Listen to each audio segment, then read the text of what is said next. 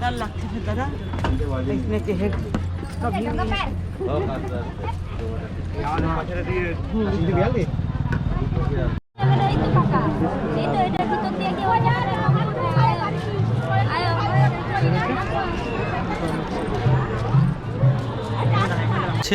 Main মন্দির এখানে, তার ভেতরে এই কুঠির মন্দিরের ভেতরে তো ক্যামেরা অ্যালাউ নেই।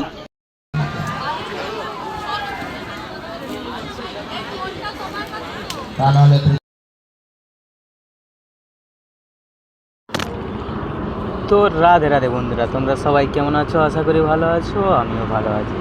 চলো আজকে আবার একটা নতুন ব্লগ নিয়ে চলে এসেছি। টাইটেল আর থাম্বনেল দেখে তো তোমরা আশা করি বুঝতেই পেরে গেছো আমি কোথায় যাচ্ছি। আজকের ডেস্টিনেশন মায়াপুর বন্ধুরা। তো আমার গুগল ম্যাপে দেখাচ্ছে এখন 158 কিলোমিটার। আমি যাচ্ছি বাগনান টু মায়াপুর। হাওড়া জেলায় অবস্থিত একটা ছোট্ট শহর বাগনান টু মায়াপুর যাচ্ছি। বাগনান টু মায়াপুর ডিস্টেন্স দেখাচ্ছে আমার 158 কিলোমিটার, 4 ঘন্টা 41 মিনিট আমার গুগল ম্যাপে দেখাচ্ছে। তো আজকে বেরিয়ে পড়লাম। আজকে বাগনান থেকে বেরিয়ে ভোর বেরোতে অনেক দেরি হয়ে গেল, কারণ আমার প্ল্যান ছিল 4টের সময় বেরোনোর, আর ওই দিনই ফিরে আসার প্ল্যান। কারণ আমার একদিনের ট্যুর, একদিন যাব মায়াপুর ঘুরবো, মন্দির ঘুরবো, পুজো দেবো, আবার বাড়ির দিকে রওনা দেবো। সেই কারণে 4টের সময় বেরোনোর প্ল্যান ছিল, আর 4টের সময় বেরোনো হয়ে ওঠেনি। কিছু কারণের জন্য 4টের সময় বেরোনো হয়ে ওঠেনি। আমরা বেরোলাম পুরো 6টায়। এখান থেকে সোজা আমি বেরিয়ে গেলাম উলবেড়িয়ায় আমার একজন বন্ধুকে নিয়ে সোজা বেরিয়ে যাচ্ছি মায়াপুরের উদ্দেশ্যে। চলো বন্ধুরা, তো অনেক দিন আগে একটা ব্লগ দিয়েছিলাম, পুরীর ব্লগ। সেখানে হয়তো অতটা আমি ভালো করে বলতে পারিনি, কিংবা তোমাদেরকে দেখাতে পারিনি। অতটা ভালো ছিল না, কারণ আমার প্রথম নতুন কয়েকটা ব্লগ ছিল, এই কারণে আমি অতটা ভালো করে বলতে পারিনি কিংবা তোমাদেরকে দেখাতে পারিনি। আজকে আবার বেরিয়ে পড়েছি মায়াপুরের জন্য। চলো বন্ধুরা, যেতে যেতে তোমাদের সঙ্গে কথা হচ্ছে। তার আগে আমাকে খুঁজে নিতে হবে একটা পেট্রোল পাম্প, কারণ আমার গাড়িতে কেবলমাত্র ভারত পেট্রোলিয়ামের তেল তোলা হয়, আর সেই কারণে আমাকে ভারত পেট্রোলিয়ামটা খুঁজে নিতে হবে। খুঁজে নিয়ে ফুল ট্যাঙ্কি তেল করব, তারপরে বেরোবো মায়াপুরের উদ্দেশ্যে। চলো, তারপরে যেতে যেতে তোমাদের সঙ্গে কথা হচ্ছে বন্ধুরা। সামনেই দেখতে পাচ্ছ সূর্য উঠছে, আকাশ পুরো মেঘলা হয়ে আছে, কুয়াশায় ভর্তি না মেঘলায় ঠিক বোঝাও যাচ্ছে না, কিন্তু মেঘলা আকাশ, কুয়াশায় পুরো ভর্তি। সেই কারণে সামনে সূর্য উঠছে, সূর্য উদয়টা হেবি সুন্দর লাগছে, ওয়েদারটা খুব সুন্দর লাগছে, তোমরা দেখতে পাচ্ছ। এবার তোমাদের মনে প্রশ্ন আসছে, সামনে তো গাড়িতে ফোন দেওয়া আছে, ফোনে কালো একটা ব্যান্ডেড বাঁধা আছে, ওটা কিসের? তো ফোনের যে লকটা থাকে আমার, ওটা খুলে ভেঙে গেছে। সেই কারণে অর্ধেকটা থাকার কারণে একটা ফিতে দিয়ে বেঁধে থাকতে হয়েছে ফোনটাকে, কারণ নতুন রোড, আমরা তো রোড সম্পর্কে তো অতটা ওয়াকিবল নই, এই কারণে ওদের ফিতে দিয়ে ফোনটাকে বেঁধে রাখতে হয়েছে। ওয়েদারটা খুব সুন্দর, হালকা ঠান্ডাও আছে, সঙ্গে মেঘলা হয়ে আছে, কুয়াশা পড়ছে, হেবি সুন্দর ওয়েদার। এবং সকালের একটা সুবিধা, অনেক সিগন্যাল পাওয়া যায় না, সব সিগন্যাল ছাড়া থাকে, সকালে যাতায়াতের সুবিধা বেশ। যেমন বেলার দিকে সব সিগন্যাল চলে আসবে, তখন সকালের দিক করে অতটা সিগন্যাল পাওয়া যায় না। তো রোড এই তো কিছুটা আগেই দেখতে পাচ্ছি ভারত পেট্রোলিয়াম। চলো, এখানে আমরা ফুল ট্যাঙ্কি তেল তুলবো, তারপরে বেরোবো। এখান থেকে তেল তুলেই সামনেই পড়বে আমাদের ধুলাগড় টোল ট্যাক্স পেরিয়ে সোজা রওনা দেবো। আগে পেট্রোলটা তুলে নিই, চলো পেট্রোলটা তোলা যাক।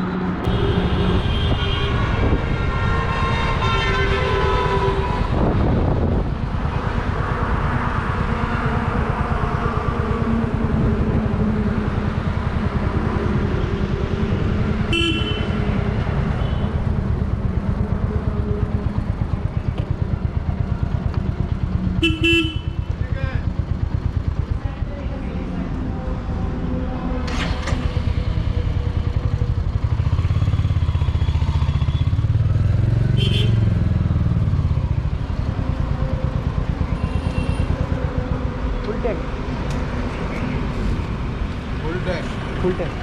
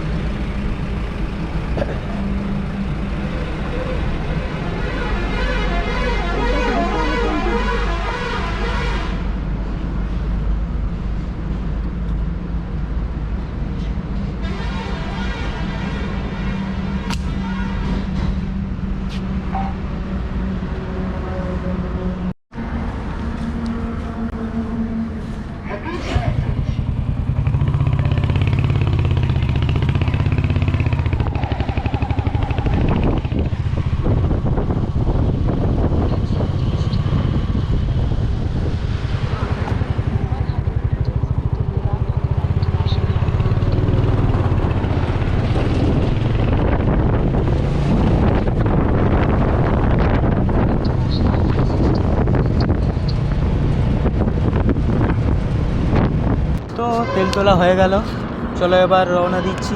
টোল ট্যাক্সটা সবে পেরোলাম, পেরিয়ে এরপরে আবার রওনা দিয়ে দিচ্ছি। গাড়ির ফুল ট্যাঙ্কি তেল করলাম, তোমরা তো শুনতেই পেলে 1070 টাকার তেল তুললাম। কিছুটা তেল ছিল এবং 1070 টাকার তেল তুললাম।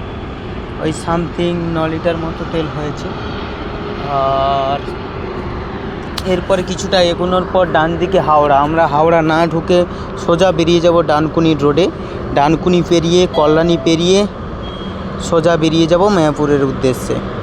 চলো আমরা ডানকুনির দিকে রওনা দিচ্ছি।